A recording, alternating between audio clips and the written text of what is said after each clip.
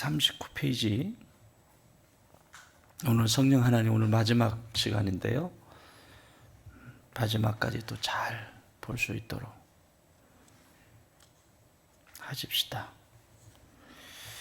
139페이지 14번. 성령님은 기독교인에게 복음의 영적 유익을 전달해 주신다. 그리스도인에게 주시는 능력은 영적인 유익을 성령님은 계속 주세요.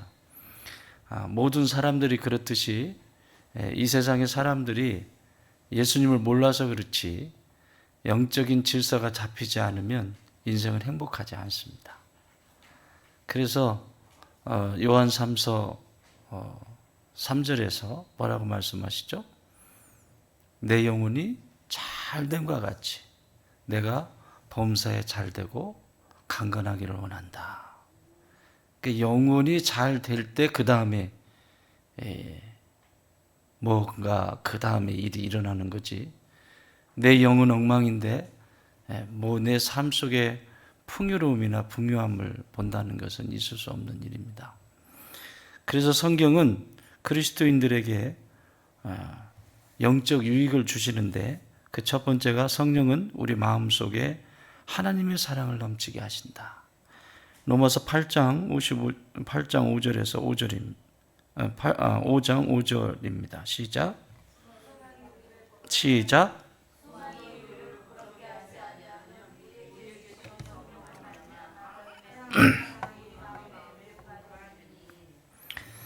성령으로 말미암아 하나님의 사랑이 우리 마음에 부음받습니다.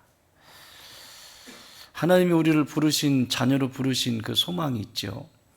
여러분이 자녀를 낳을 때도 소망이 있듯이 얼떨결에 생긴 것이 아니라 소망을 두고 자녀를 잉태하듯이 하나님 우리를 자녀로 부르실 때는 그분의 소망이 있습니다. 그분의 소망은 함께 교제하는 것입니다. 함께 사랑하는 것입니다. 함께 대화 나누고 함께 식사하고 함께 하고 싶으셔서 하나님 우리를 구원해 주셨습니다. 그리고 창조하셨습니다.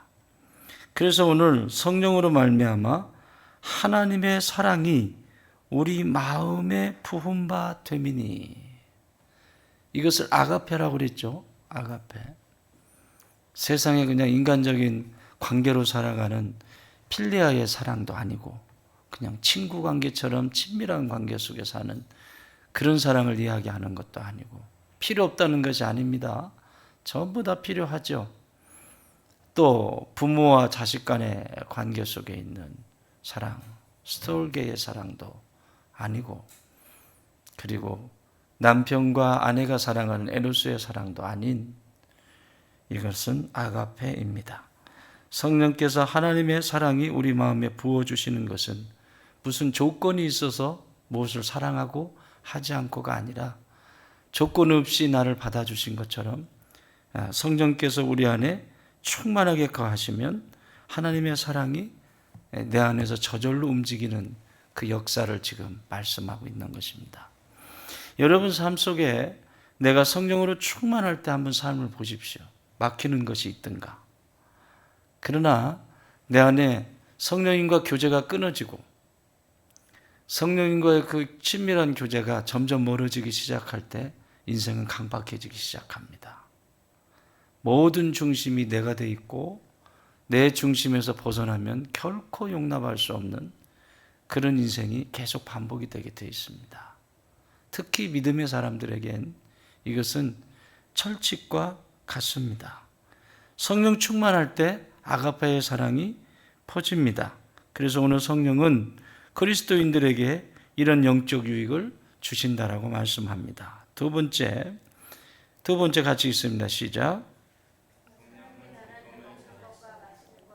아니요, 성령은 두 번째 교재 보십시오. 두 번째 시작. 뭐를 전하신다고요? 기쁨을 전하십니다.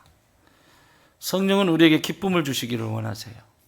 성령님은 우리에게 이 세상에 어떤 것과 바꿀 수 없는 하나님이 이로부터 부어주시는 그 기쁨을 주시기를 원하세요. 성령으로 충만하다라고 하는 것은 내 안에 하늘의 기쁨이 충만한 거죠. 이것을 봐도 저것을 봐도 그 속에서 부어주시는 하나님의 기쁨이 내 안에 넘치게 됩니다. 로마서 14장 17절 시작.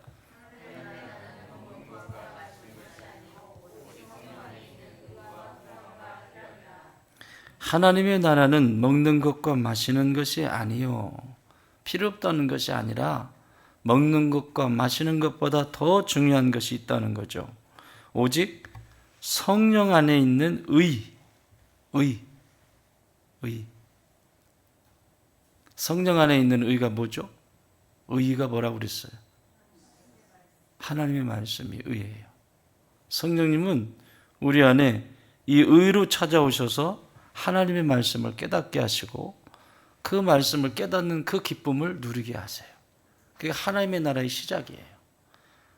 내 안에 하나님의 나라가 시작이 된다라고 하는 것은, 여러분, 한 나라가 있다라고 할 때, 한 나라를 말할 때 세 가지 요소가 있죠.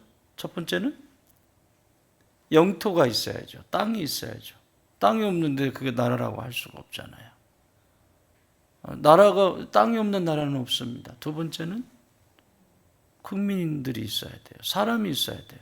세 번째는 통치자가 있어야 됩니다. 주권을 행사하는 통치자가 있어야 됩니다. 하나님의 나라는 이와 같습니다. 온 우주가 하나님의 나라의 영토입니다. 특히 이 지구라고 하는 이곳은 하나님의 나라의 영토입니다. 왜냐하면 하나님이 하나님의 형상대로 사람을 창조해서 이곳에 두셨기 때문에. 이곳은 어디를 막론하고 하나님의 나라의 영토입니다. 그리고 그 가운데서 저와 여러분이 하나님의 나라의 백성으로 부름을 받았죠. 교회라고 하는 것은 어떤 것이냐면, 에클레시아라고 하는 말은 에크 플러스 레시아, 이 두 단어가 합성합니다. 에크는 프롬입니다. 밖으로부터 어딘가로부터 이렇게 안으로 들어온 상태, 어디론가로부터 온 상태를 얘기해요. 클레시아는 부름을 받은 상태, 콜링입니다. 교회는 뭐냐? 하나님의 백성으로 선택해서 불러 모은 존재들을 교회라고 말합니다. 그러니까 교회는 세상의 동호회 모임이 아닙니다. 하나님을 아버지라고, 하나님이 나의 통치자라고, 하나님만이 내 인생의 주인이시라고 인정하는 사람들이 모여있는 곳이 교회입니다. 그래서 하나님의 나라의 가장 첫 번째의 통치는 하나님께서 행하시는 것이죠. 하나님의 통치를 받지 않는다고 하는 것은 하나님의 나라와 상관이 없는 것입니다. 대한민국의 백성으로 살면서 대한민국의 법을 따르지 않고 중국의 법을 따른다고 하는 것은 그 사람은 대한민국 사람이 아닙니다. 그런데 오늘 이 시대에 너무나 많은 이런 룰을 너무 많이 범하고 있습니다. 이것이 하나님의 나라의 시작인 의입니다. 하나님의 나라는 먹고 마시는 것, 이 세상의 육체를 채우는 것에 끝난 것이 아니라 그 이상의 것이다. 그것은 오직 성령 안에서 있는 하나님의 그 의, 말씀의 통치를 받으면서 누리는 그 하늘의 기쁨, 말씀의 통치를 받으면서 누리는 하늘의 평강. 그래서 의가 가장 먼저 있는 거예요. 내가 하나님의 나라의 백성이라고 하면 그 하나님의 나라의 백성으로서 하나님의 말씀 앞에 통치를 받는 존재, 그 존재가 그리스도인입니다. 내가 그리스도인인데, 기독교인인데 하나님의 말씀과 상관이 없이 산다. 다시 생각해 봐야 됩니다. 나는 하나님의 나라의 사람인가? 그 얘기는 종국에 우리가 이 세상을 떠날 때 과연 천국에 들어갈 수 있는 존재이기는 한가? 다시 질문해야 합니다. 예수 믿으면 천국 갑니다. 맞습니다. 그러나 어떤 예수를 믿고 있냐는 얘기죠. 어떤 예수를 붙들고 있냐는 얘기죠. 말씀과 전혀 상관이 없는 예수를 붙들고 있다면 그것은 보장할 수 없습니다. 성경은 그렇게 가르쳐주고 있지 않거든요. 하나님의 말씀을 믿으니 이를 그의 의로 여기시고, 그 말씀을 믿었기 때문에 의인이 되는 것입니다. 그러므로 그리스도인들에게 복음의 영적 유익을 주시는 것은 성령 안에서 하나님의 나라를 누리게 하시는데, 그 하나님의 나라는 의와 평강과 기쁨이다. 그 희락이다. 세 번째 주는 유익이 있는데, 복이 있는데 같이 읽습니다. 성령은 우리에게 소망의 기쁨이 넘치게 하신다. 뭐가 넘치게 하신다? 여러분, 인생에 소망이 없다고 하는 것은 비극적인 일이죠. 특히 세상의 사람들이야 소망이 뭐 땅을 넓히고 집을 넓히고 세상 사람들이 눈에 보기 좋은 대로 세상 사람들이 보는 그 기준이 있잖아요. 뭐는 이 정도 돼야 되고 뭐는 이 정도 돼야 되고 뭐는 이렇게 돼야 되는 그 기준이 있을 때 거기까지 도달하기 위해서 사람들은 꿈을 꾸죠. 조금만 더 하면 된다. 그게 소망 아니겠어요? 그런데 그리스도인들에게 진정한 소망은 무엇일까요? 예수님을 닮아가는 것이어야 되죠. 오늘도 내가 예수님을 얼만큼 더 닮아갈 수 있을까? 오늘도 내 삶 속에서 예수님을 어떻게 닮아갈 수 있을까? 이것이 첫 번째 소망이어야 하고, 그래서 찬송도 있잖아요. 예수를 닮기 더 원하네. 내가 원하네. 예수님을 닮기를 날마다 원하는 그 삶의 태도가 소망을 가진 존재의 첫 번째 모습입니다. 두 번째 모습은 하늘의 소망을 두는 것이죠. 내 육신이 이 세상에서 사라지고 난 뒤에도 나의 자녀들이 그 믿음의 길을 걸어오면서 나보다 더 하나님이 기뻐하시는 삶을 살기 위해서 하늘의 소망을 보고 오늘을 살아가는 것이죠. 오늘의 삶의 방식은 하늘의 방식입니다. 그래서 하늘의 모양, 그것이 뭐라고 그랬죠? 천문이라고 말했습니다. 하늘의 모양을 이 세상에 더 구체적으로 말하면 내가 살고 있는 가정 안에 그 천문을 그려가는 것이고 새겨지는 것이고, 나랑 내가 가까이에 있는 형제 자매들 사이에서 천문이 그려지기 시작하는 것이고, 그리고 교회 속에서도 어떻게 해서든지 나를 통하여 하늘의 모양이, 하늘의 그 무늬가 나를 통해서 새겨질 수만 있다면,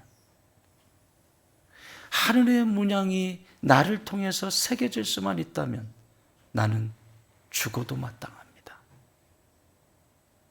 그래서 하늘의 문양이 드디어 교회 속에도, 가정 속에도, 삶 속에도 조금씩 새겨지기 시작합니다.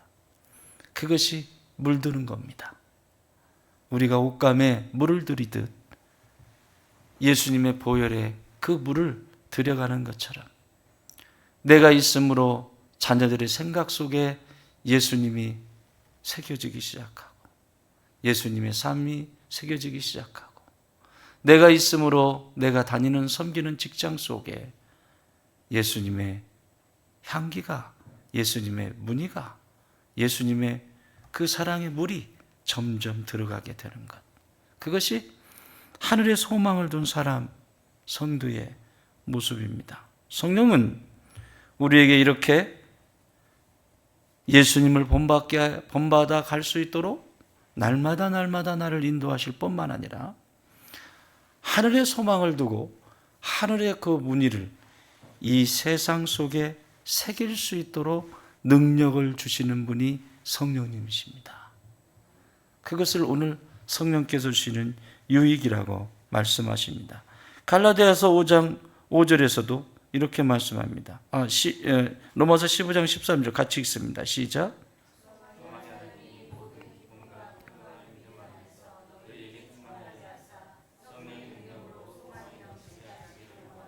네, 소망의 하나님.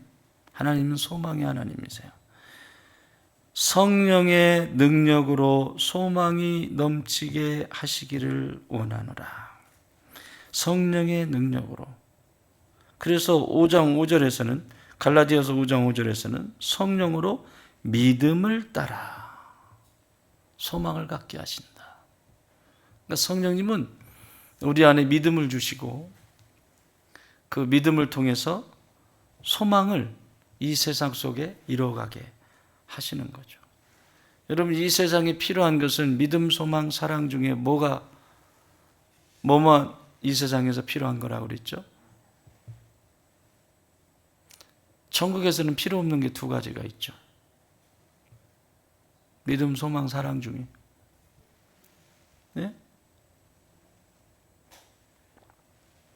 천국에 가면 필요 없어요. 그 중에 제일은, 그럼 천국에 사랑이 필요하다는 거죠. 사랑은 늘 있다는 거죠.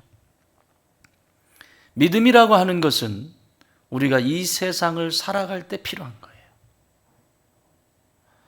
삶의 위기와 문제가 일어나고 갈등이 일어날 때 나는 어떻게 믿음으로 반응하느냐. 그 자리에서 내 믿음은 어떻게 작동되고 있느냐. 두 번째는 소망입니다. 그렇게 절망스럽고 끝나버린 것 같고 아무것도 없는 것 같은데 그 속에서도 예수님을 닮아가기 위해서 이것을 통해서 예수님은 나에게 무엇을 가르쳐 주실까? 나의 실수까지도 예수님은 바꾸셔서 예수님을 닮아가게 하시는데 실수한 것을 끝까지 인정하지 아니하고 그것을 묻어놓는다고 하면 예수님을 닮아갈 기회를 점점 잃어버리는 것이지요. 그래서 예수님은 우리의 실수까지도 그 앞에 회개하는 자들에게 그 실수까지도 쓰시는 분이 예수 그리스도이십니다. 부활의 영이신 성령님이십니다. 그분이 우리에게 믿음을 주십니다. 그리고 나아가 그 믿음 가운데서 소망을 기다리게 하십니다. 예수님을 닮아가는 거죠. 그리고 하늘의 모양을 이 세상에 내 손과 내 발과 내 삶의 자리에 찍어갈 수 있는, 도장을 찍듯이 찍어갈 수 있는, 천문을 그려놓을 수 있는 그런 소망을 우리 안에 갖게 하실 수 있는 그런 분이시고 이런 유익을 우리에게 주십니다. 여러분, 세상은 이것이 전혀 유익하지 않습니다. 세상 사람들에게. 신앙생활을 해도 이것이 유익하지 않은 것은 성령의 사람이 아니기 때문에 그렇습니다. 성령의 사람은 이 모든 것들이 내 안에서 어떻게 움직여가고 하나님의 사랑이 어떻게 움직여가고 하나님의 나라가 내 안에서 어떻게 새겨져 가고 그리고 어떻게 예수님을 닮아가고 하늘의 소망을 이곳에 이루어갈 수 있을까 고민하며 기도하게 되겠지요. 15번째, 성령은 우리가 하나님 소유라는 하나님의 인을 치시고 미래에 우리에게 임할 것에 대한 하나님의 보증이 되신다. 여러분, 누군가가 보증서 주신다는 것은 대단한 거죠. 보증이 된다는 건. 여러분, 절대 보증 서지 마세요. 감당할 만큼 되면 보증 서세요.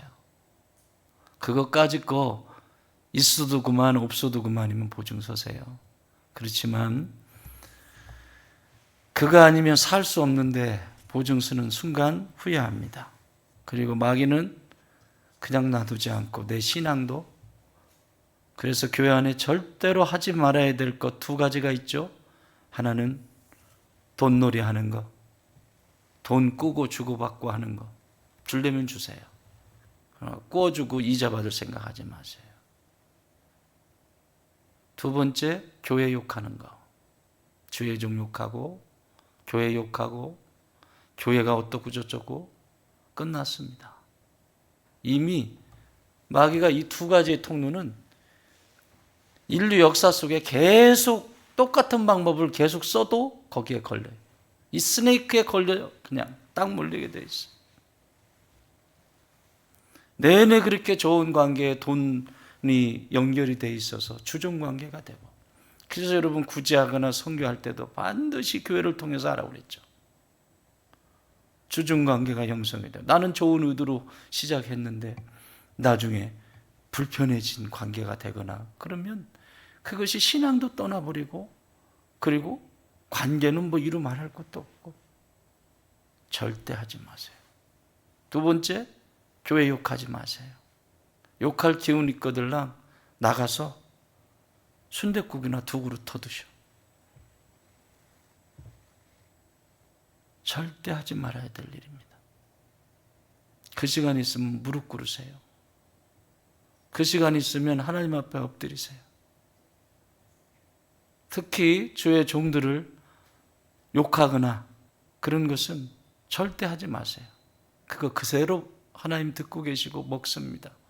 교회 지도자들, 장로, 권사, 안수 그냥 됐습니까? 여러분들이 뽑아주셨잖아요. 여러분들이 뽑아주셨잖아요. 그러면 뽑아주셨으면 연약한 부분이 보이면 기도해 주셔야죠. 일하지 않으면, 앞에 나서지 않으면 아무 일도 일어나지 않습니다. 아무것도 안 하고 있으면 불편한 일도 생길 일이 없습니다. 저 뒤에 앉아가지고 가만히 있어요. 자, 장로가 돼가지고 저 뒤에 그냥 앉아있으면 뭐 누가 뭐라고 할 게 있겠습니까? 앞에서 움직여가고 일하다 보면 연약한 부분이 보이고 실수하고 그러는 것이죠. 우리 성막에 가면 성막에 번제단이 있다고 그랬잖아요. 성막에 번제단에 들어가면 죄가 얼만큼 떨어지죠? 수도 없이 죄가 떨어집니다. 양 갖다가 태운 것 밑으로 그물망으로, 우리 고기 구워 먹을 때 그물망 있는 것처럼 그렇게 되어 있어요. 그러니까 그 밑으로 타는 대로 족족 떨어집니다. 그 죄가 수북히 밑에 쌓입니다. 누군가는 그 죄를 치워줘야 될 거 아니에요. 간단해요. 짐승 태우지 않으면 죄 떨어질 일 없어요. 그런데 짐승 안 데릴 수 있어요? 그게 난데? 내가 죽어야 사는데. 짐승 안 데리면 돼요. 간단해요. 안 하면 돼요. 안 하면 문제 일어나지 않아요. 가만히 있으면 돼요. 그러나 하나님의 나라의 일을 가만히 있는다고 되는 것이 아니잖아요. 그래서 움직입니다. 움직이다 보면 부스러기가 떨어지고 연약한 부분들이 보이고 그런 것들이 있을 때 꼭 기억하세요.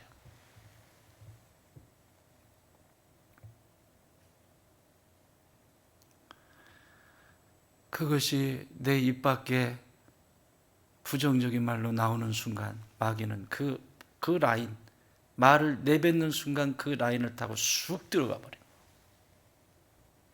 왜 영화 같은 데서도 보면서 그래? 쑥 들어갑니다. 그래서 내가 무슨 말을 하는지도 모르고 내가 무슨 행동을 하는지도 모르고 그냥 그러고 다니는 거예요. 제일 중요한 건 회개입니다. 그것이 인식되어졌을 때, 여러분 인식은 어떻게 될까요? 인식은 두 가지로 됩니다. 하나는 찔림입니다. 팍 찔립니다. 여러분 그 뭡니까? 미꾸라지에 소금 딱 뿌려보세요. 어떻게 되나? 팍 이러죠. 똑같습니다. 바르르 떠는 그것이 성령께서 강력하게 말씀하시는 시간이에요. 쉽게 설명드려요. 여러분 헌금 생활 잘 하시죠? 자, 헌금 생활 잘 하세요. 헌금 생활을 잘 하시는 분한테 헌금 얘기를 하면 시험 들어요, 안 들어요? 안 하나 보지?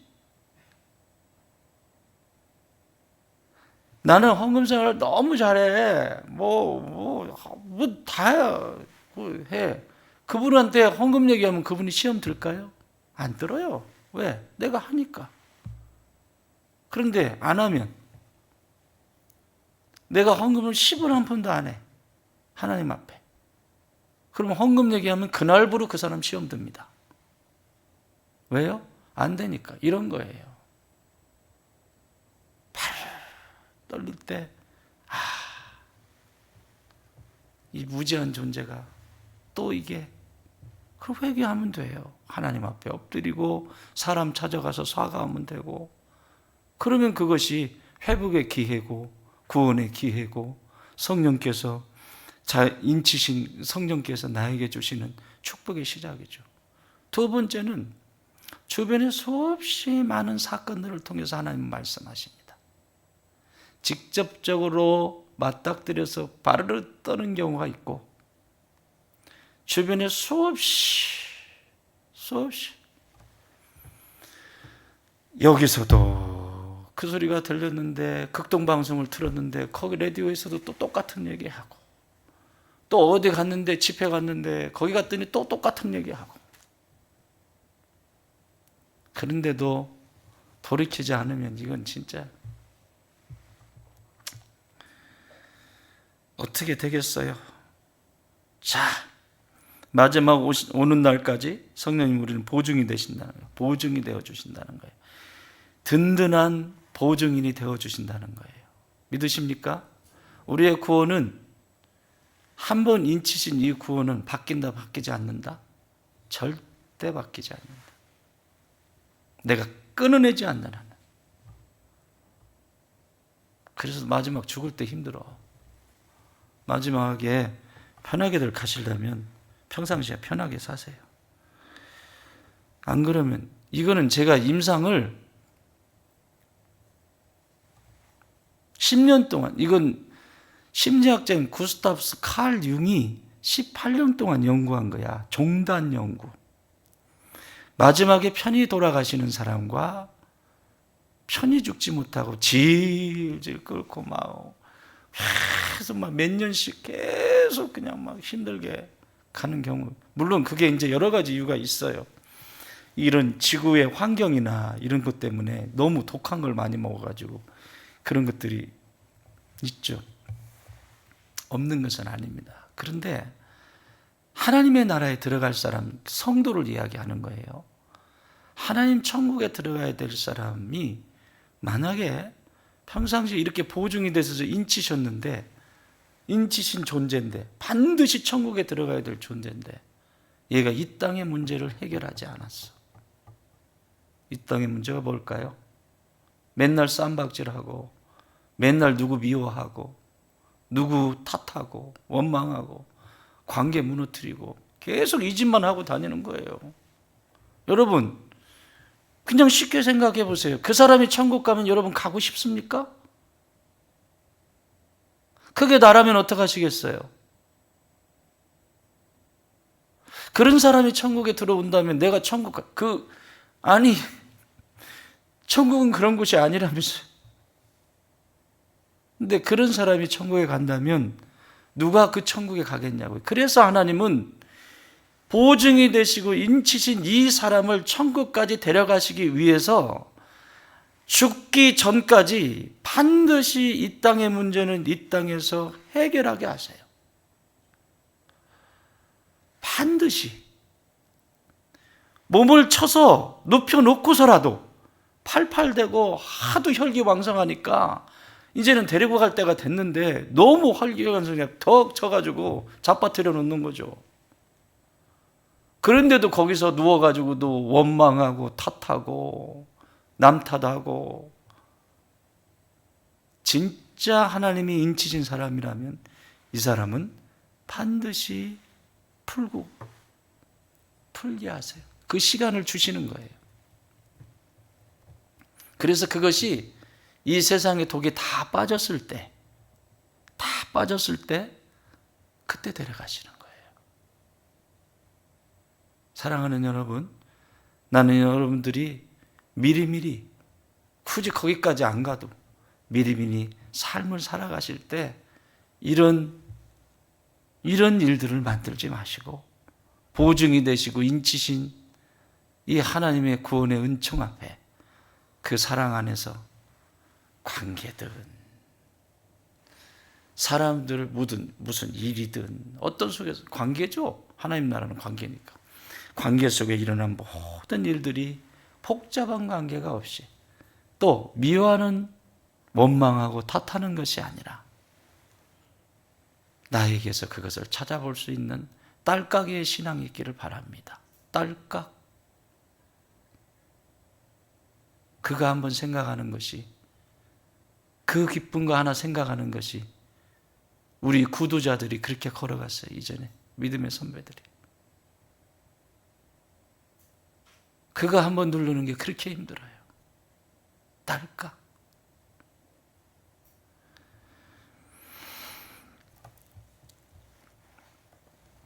인치신 이들에게 뭐라고 말씀하시는가 하면 1번 성령은 우리를 영광스럽고 놀라운 미래에 알맞게 형성해 주신다. 지금 말씀드렸죠. 미래에 우리에게 알맞게 성령님은 우리를 바꿔가세요. 그러니까 미래에, 자, 고린도후서 4장 16절 시작.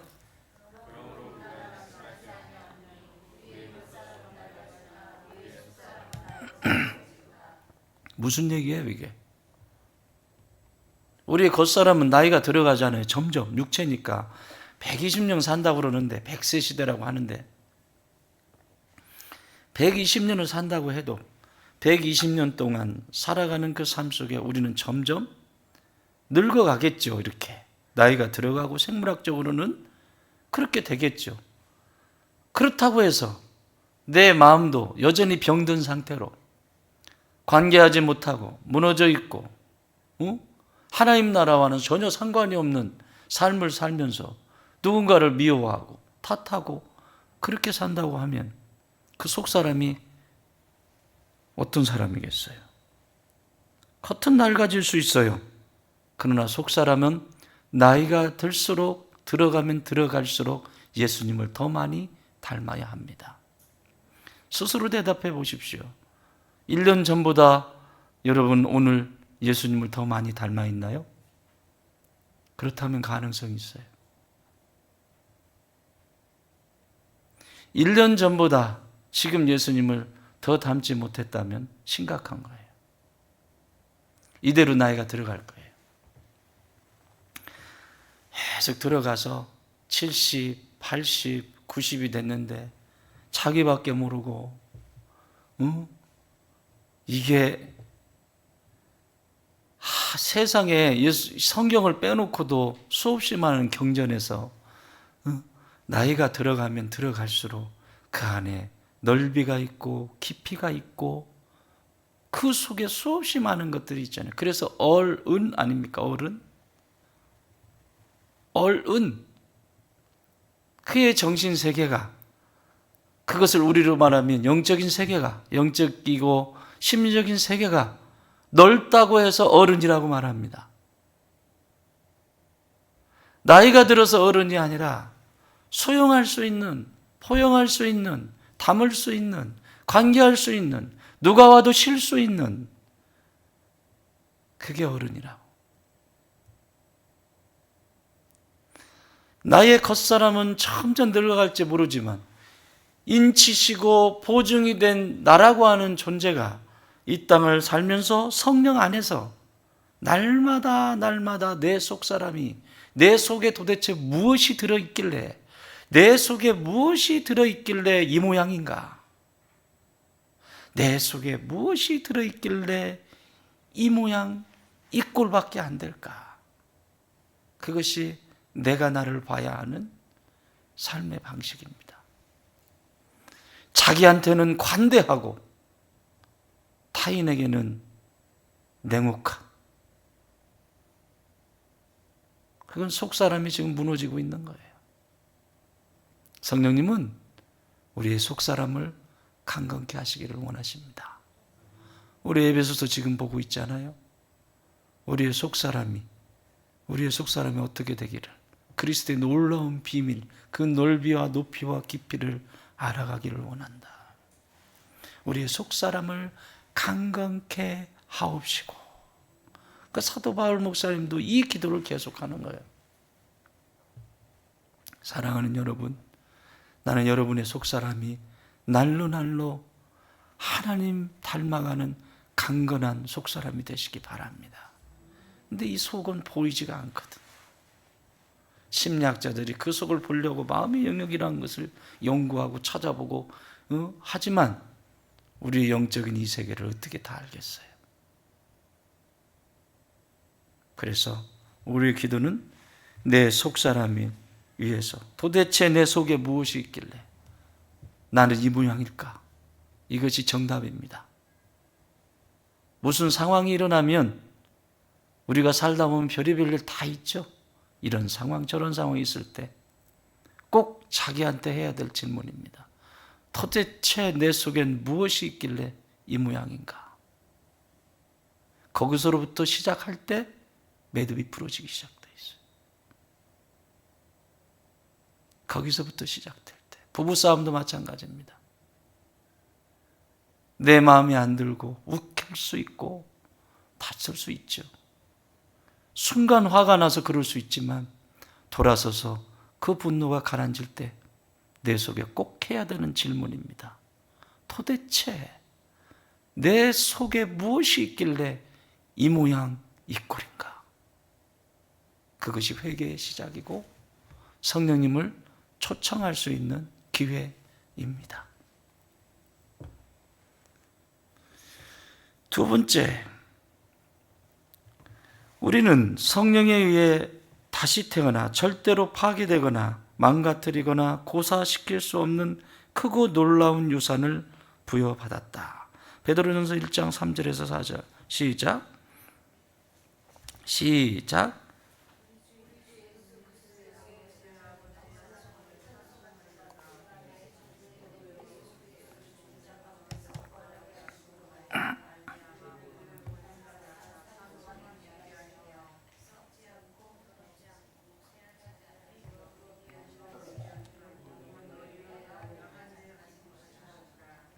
아멘. 우리를 인치시고 거듭나게 하시는 우리로 거듭나게 하셔서 산 소망을 있게 하셔 가지고 썩지 않고 더럽지 않고 쇠하지 아니하는 유업을 있게 하셨다. 여러분, 이건 썩는 것은 다 어디 거예요? 여기 거죠. 땅의 것이죠. 또 쇠하는 것도 다 땅의 것이죠. 그러니까 이 세상에는 심지어 믿음이라고 하는 것도 소망이라고 하는 것도 이 세상에서 필요한 거지, 우리가 육체의 몸을 입고 있을 때까지만 필요한 거예요. 절대적으로 필요한 거잖아요, 우리의 믿음이. 그렇죠? 그 믿음으로 구원을 얻는데 우리의 믿음이 절대적으로 필요한 건데, 그 믿음도 또 우리가 살아가면서 아무 무능력한 존재가 아니라 소망을 두고 살아가는 그 소망을 주시는 하나님과 더불어 살아가는데, 이것은 이 땅에서만 필요해요. 이 땅에서만. 그것도 사라질 것들이에요. 그런데 사랑은 영원한 것이죠. 사라지지 않는, 하나님의 나라에서도 계속되어지는 것이 사랑입니다. 그러므로 여러분, 썩지 않을 것에 투자하세요. 쇠하지 않을 것에 투자하세요. 이게 하늘의 유업을 받는 성도의 자세이고 태도예요. 그 외에는 다 썩는 거예요. 썩어질 것들이에요. 내 이론이 아무리 정확하고 내가 세운 계획이 아무리 아주 누가 봐도 손 하나 들지 않아도 깨끗한 것 같고 내 계획이 그렇게 완벽한 것처럼 보인다 할지라도 그 계획을 이루시는 분은 누구시다? 그 계획을 이루시는 분은 누구시다? 하나님이 쓰실 수도 있고 아니 쓰실 수도 있어요. 내가 밤잠을 자지 아니하고 1년 12달 아니 10년 동안 내가 다듬고 또 다듬고 또 해서 이제 드디어 내가 내 마음에 쏙 드는 어떤 계획이, 프로젝트가 딱 나왔어요. 너무나 훌륭하고 너무나 잘한 일입니다. 그러나 그렇게 계획하고 자기가 철저하게 준비했다 할지라도 그것은 썩어질 것이고 쇠하여질 것입니다. 그 안에 성령님이 계시지 아니하시면 썩어질 것이고 쇠하여질 것입니다. 그 안에 성령님이 부어주시는 하나님의 그 사랑이 깃들어 있지 않으면 그것은 썩어질 것이고 쇠하여질 것입니다. 그래서 오늘 성경은 보증이 되고 인쳐주신 성도가 어떤 존재로 서야 하는지, 썩지 않을 저 영원한 하나님의 나라의 하늘의 후반절에 너희를 위하여 하늘에 간직하신 것이라. 뭐만 남는다고 그랬어요? 내가 사랑한 것만 남아요. 성령께서 부어주신 그 사랑한 것만 남아요. 하나님의 나라 가져갈 수 있는 거 사랑한 것만 가져가요. 왜 전도하죠? 왜 생명을 여러분, 전도하는 일이 사랑하지 않으면, 영혼을 사랑하지 않으면 할 수 있는 일이 아닙니다. 왜 전도가 하늘의 상급이 그렇게 크죠? 나와 전혀 상관없는, 나와 한 번도 관계해 본 적이 없는 그 한 사람을 위해서 내가 그 영혼을 사랑하기 때문에 땀을 뻘뻘 흘리면서 오늘도 다녀오셨잖아요.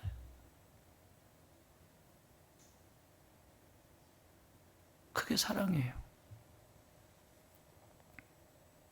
그래서 이건 썩지 않아요. 그래서 생명을 살리는 거예요. 사랑이라고 하는 것이, 이 세상의 사랑이라고 하는 것이 왜 이렇게 조건이 많아요? 여러분, 전도하는데 조건이 있던가요? 잔머리들 굴리죠. 교회가 작으니까 전도 많이 해오라고 하는가 보다. 끝났어, 그거는 이미. 성도가 수천 명이어도 전도는 해야 돼요. 왜? 누구를 위해서? 누구를 위해서? 나를 위해서. 그래서 삶의 자리를 갈 때에도 내가 슈퍼마켓 가서 물건 하나를 사더라도 그리스도인으로 물건을 사셔야 돼요. 식사 한 끼를 해도 그리스도인으로 식사하셔야 돼요. 교회에서는 그리스도인인 것처럼 그 난리를 쳐놓고 밖에 나가서는 세상 사람보다도 더 못한, 더 창피한 그런 일을 하는 이유는 조건 있는 사랑만을 연습했기 때문에 그래요. 이것이 유산을 물려받게 하시는 하나님의 능력입니다. 세 번째 하나만 보고 마무리하겠습니다. 같이 읽습니다. 시작. 성령은 우리가 크고 놀라운 유산을 상속하리라는 하나님의 보증이시다. 아멘. 이 상속도 보증을 해주신다는 거예요. 인치신다는 거예요. 계속 우리가 전도 얘기 나왔으니까 여러분, 내가 전도한다고 오늘 그 친구 나왔어? 고등학교 친구? 그 남자아이 지난주에 만나네. 안 나왔어요? 이거 보세요. 만나든 안 만나든 그것이 중요한 게 아니에요. 만나기를 간절히 우리가 기도했고 그렇게 했잖아요. 그게 뭐예요? 사랑이잖아요. 그게 사랑이라고요. 그래서 하나님은 이거를 우리가 했던 이 모든 성령 안에서 이루어 갔던 이 사랑의 흔적들을 성령님은 보증해 주신다고. 자, 에베소 1장 14절 시작. 이는 우리 기업의 보증이 되사 그 얻으신 것을 속량하시고 그의 영광을 찬송하게 하려 하심이라. 아멘. 결과가 그 영혼이 우리 교회에 왔냐 안 왔냐가 중요한 것이 아니라 그 영혼이 지금 어떻게 내가 원하는 대로 전도가 됐느냐 안 됐느냐가 중요한 것이 아니라 내가 그리스도의 사랑으로 사랑했느냐, 그 사랑의 동기가 되어서 오늘도 내가 전도의 자리에 있었느냐? 이게 중요한 거죠. 하나님은 결과를 중요하게 여기시는 분이 아니고 과정을 중요하게 여기시는 분이세요. 그 과정 속에서 너는 어떤 마음을 가지고 있었니? 너는 그 과정 속에서 어떤 마음과 어떤 자세로 이 일을 했니? 결과는 그렇게 했다면, 여러분, 어리석은 부모와 지혜로운 부모는, 어리석은 부모는 결과만 가지고 얘기합니다. 너 왜 이래? 결과죠. 목사 얼굴에 침을 뱉어도 유분수지, 목사 새끼가 돼가지고 결과를 봤죠. 그 아이가 과정 속에서 왜 이 결과가 나오기까지 왜 그렇게 반응할 수밖에 없었는지를 지혜로운 부모는 그 이야기를 먼저 듣습니다. 왜 이렇게 결정하고 이렇게 했는지에 대한 그의 생각부터 과정들을 듣습니다. 이것이 지혜로운 부모입니다. 하나님은 결과가 중요한 것이 아니라 오늘도 내 삶 속에서 진심을 다해, 전심을 다해 하나님을 사랑하고 성도들을 사랑하고 이웃을 사랑하는 그 전심으로, 그 중심 속에 전심으로 사심 없이 행한 그 흔적을 드시는 분이십니다. 무엇을 하든지 그 속에 사심이 있으면 그것은 하나님이 드시는 음식이 아닙니다. 그래서 이 헛된 영광을 구하여도 성령께서 서로 노엽게 하거나 서로 여기 뭐죠? 여기 기업의 보증이 되사 그 얻으신 것을 속량하시고 그의 영광을 뭐하게 하기 위함이다? 찬송하게 하기. 하나님은 과정을 보시는 분이에요. 하나님 이거 원하시잖아요. 가져왔으면 됐잖아요. 가져왔으면 됐잖아요. 성경에도 이런 얘기가 많죠? 결과만 가지고 온 사람들. 헌금 드리면 되잖아요. 바리새인과 세리들, 바리새인과 서기관들. 나 했잖아. 그것도 엄청나게 했어. 이번에 사업해가지고 엄청 벌어가지고. 응. 했는데 뭘? 나만큼 할 사람 있어? 아니죠. 과정을 보시는 거죠. 결과인 이것을 보는 게 아니라 그 과정 속에 얼만큼 어떤 자세로 그것을 준비하고 하나님을 어떻게 사랑함으로 그것을 과정 하나하나를 사심없이 전심으로 만들어 왔느냐. 결과가 내가 원하는 대로 이것이 결과가 다른 곳으로 갈 수도 있어요. 그렇다고 해서 결코 실패한 것이 아닙니다. 우리 선교사님들이 선교훈련을 받죠. 목사도 마찬가지. 목사가 되려면 10년 걸립니다. 정상적인 목사는 딱 10년 걸립니다. 학부 1학년부터 시작하면 한 번도 시험에서 과락? 뭐라 그러지? 시험에서 떨어지는 걸 뭐라 그래? 낙제라고 그래? 한 번도 낙제하지 않고 전 코스로 갔을 때 딱 10년 걸립니다. 여러분, 의사 몇 년 걸리죠? 의사 몇 년 걸려요? 응? 본과, 그 다음에 인턴 레지던트가 전문의 따는데 2년, 3년. 의사도 한 10년 걸립니다. 전문의 따려면. 그래도 실수하잖아요?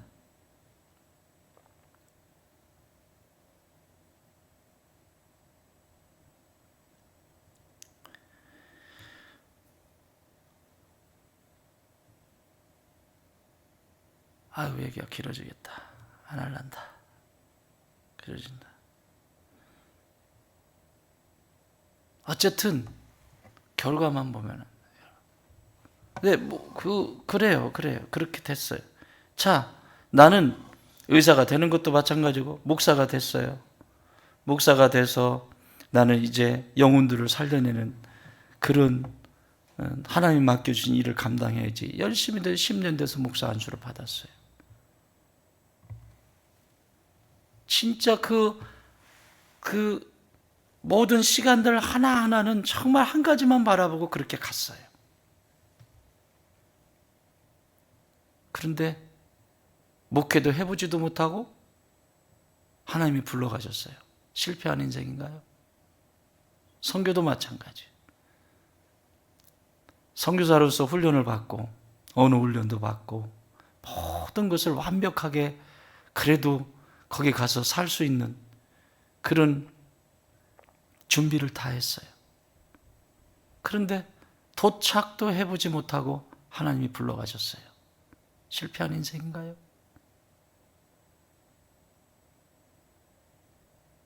잘 생각하셔야 됩니다. 하나님을 찬송케 한다는 것이 무엇인지. 하나님은 지금도 내 삶 속에서 과정을 보고 계십니다. 교회를 섬길 때는 어떤 과정, 어떤 마음으로, 진짜 어떤 마음으로 어떻게 섬기는지 그 과정을, 결과가 중요하지 않습니다. 결과는 하나님이 거두게 하실 거예요. 데려가시는 분도 하나님이시고 내가 그려놓았던 그 모습으로 이것이 되어질 수도 있고 아니 되어질 수도 있지만 중요한 것은 제가 교회를 개척해 본다고 생각을 해봤겠어요?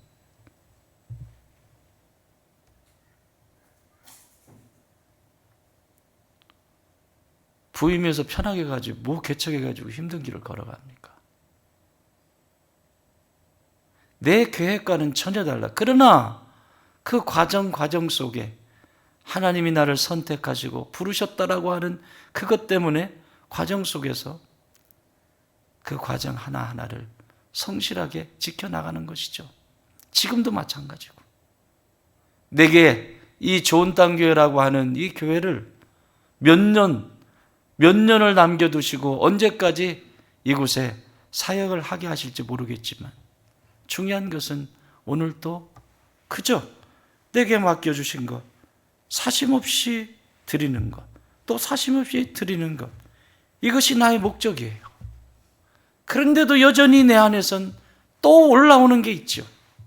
욕심이 올라오고 또 내 안에 고집도 올라오고 그건 또 가서 또 내 몫이니까. 중요한 건 과정을 보시는 분이세요. 사심없이 하나님 앞에 드린 그것이 하나님이 나를 인치시고 보증하신 하나님이 찬송을 받으시는 것입니다. 사랑하는 여러분, 성령께서 우리에게 주신 영적 유익을 다시 한번 살펴보시고 또 인치시고 보증이 되신 주님 나에게 속사람이 강건케 되기를 원하시고 과정을 사심없이 드리기를 원하시는 그 성령님 앞에 날마다 지혜를 구하셔서 저와 여러분이 주 앞에 서는 그날에 그곳에서 기쁨으로 이곳에서도 기쁘고 행복한 목회, 행복한 신앙생활 같이 하면서 그곳에서도 그렇게 함께 만나기를 바랍니다.